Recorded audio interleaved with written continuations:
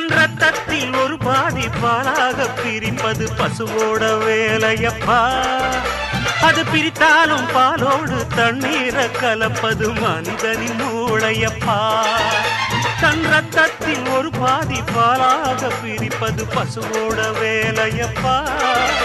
அது பிரித்தாலும் பாலோடு தண்ணீரை கலப்பது மனிதனின் மூளையப்பா. சாணம் விழுந்தா உரம் பாரு, எருவ எரிச்சா திருநீரு. உனக்கு என்ன வரலாறு, உண்மை சொன்னா தகராறு. நீ மாடு போல உழைக்கலையே, நீ மனுஷனை ஏச்சு பொழைக்கிறியே. வந்தேண்ட பால்காரன் அடடா, பசு மாட்டை பத்தி பாட போறேன், புது பாட்டு கட்டி ஆட போறேன்.